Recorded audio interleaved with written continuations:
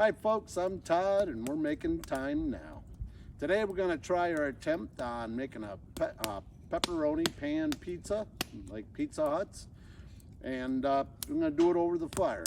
So we got a fire going here, and this beautiful day here, man, we can't let it go away, so we got to get something cooking. So we're going to go up and get the ingredients, get it all made up, and we'll be back here. All right, to make our Pizza Hut, our version of the Pizza Hut pizza, we're going to put a 1.5 tablespoons of olive oil. I guess the original had soy oil. We got all these dough here. It's been sitting out all day, and so I'll flip that around there and have the oil down in the pan, and I'll put the crust out. And we made up the recipe I got. It called for tomato sauce. Well, I got this Hunt's Traditional, and I went on and I found this recipe. Put it up. It's for 15 ounces. I put 2 cups in here, and it calls for a cup of water to put it on the stove to boil it down, but I didn't boil it down. A tablespoon of sugar, quarter of dry oregano, quarter of bay leaves, quarter dry thyme, quarter of garlic powder, and quarter of salt, 1/8 of black pepper and a bay leaf, and a 1/2 tablespoon of lemon juice. So we'll get this all made up and show you. I won't bore you with that, and show you when we're down at the fire.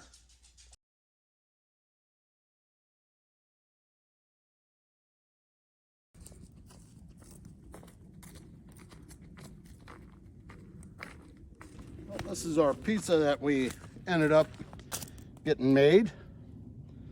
And so we're gonna take it here and put her on the fire. I wanted to put I was gonna put a pizza stone down on the bottom, and I was gonna set the pan on top of it, but all my pizza stones are in the camper all wrapped up. So what we're gonna do instead is we're gonna take this pizza pan here, and we're gonna put it in here, slide it in like so. And since this is cast, I'm moving my pizza around here, we're gonna put it in here. It's gonna be a tight fit because this is only a 17-inch rack, and my handle's gonna be sticking out, so I don't have enough room to close it up, but I think we can get it here, position it around, try to get it level as we can, close up the door here the best that we can. We have this bracket, and this is the one we use for rotisserie, and that bracket is interfering, so we got to put the handle over here. I think that's good.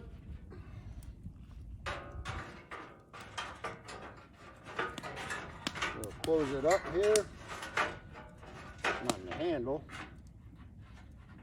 So I don't know, it's kind of that's what we can do. We'll see. We want to get about 500 degrees. And so we're going to bring it down here.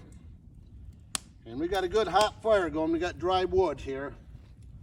So it won't take long to get up to 500. So I wish that was covered up a little bit better, but that's about the best we can do. So I think it'll be good enough.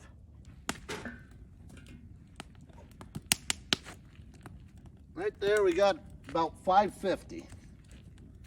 What we're doing is keeping it turning, give us a little evener cook. We got that pan down. Yeah, the wood's kicking in now, so we're gonna have to raise it up a little bit. Have it a little hotter because we got that big gaping hole here.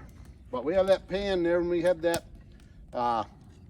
cast iron in there. So, I don't know, we'll try it. Best thing you do, you just try, and if you fail, you tweak what goes, do it next time. A Dutch oven would, a big Dutch oven would probably work good. But I want to do it in this frying pan, and you work with what you got. So we'll just keep it turning. We're right in that range of 550. Yeah, actually it's probably 575 right now. It's been on there probably 5 minutes, and no, I could still hang on to the handle. But I recommend use gloves. On the caution side, use gloves. Do as I say, not as I do. All right, she's just a sizzling in there. I want to raise it up a little bit. Yeah, she's about 600. I don't want to raise it up here. And like I said, you give it a spin. What that does, it gives you a little more even cook. It goes hot and cold, hot and cold. We got a pretty even fire there, but nevertheless, you do that and it gives you a little more evener cook.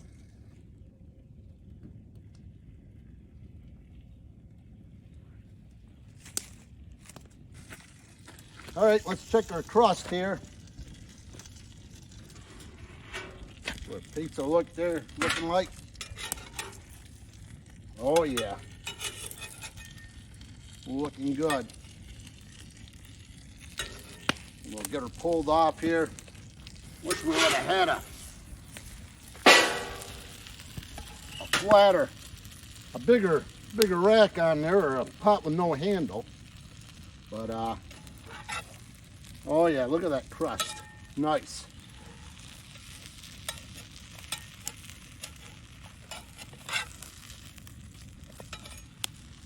So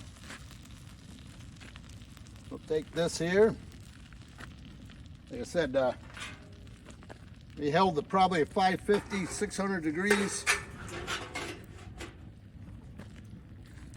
Would have had probably a little better melt and browning up on the crust here if we had that door on. It would have held all the heat in there better. But we'll go up there and we'll take it up and get it cut up. All right, let's get this put on the other pizza pan. So we can get it cut up.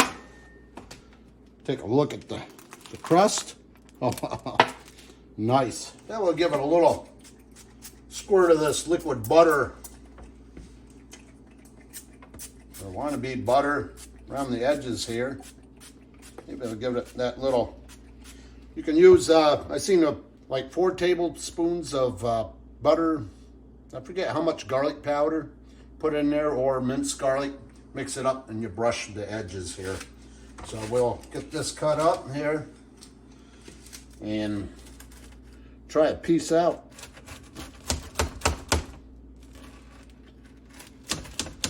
Instead of, I wish that didn't have a handle, but it does.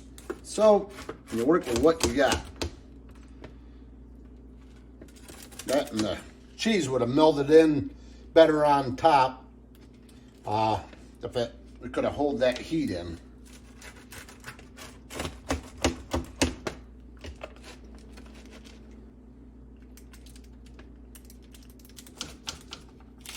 There. Well, we'll try a piece of this here. Look at the crust. Nice and crispy.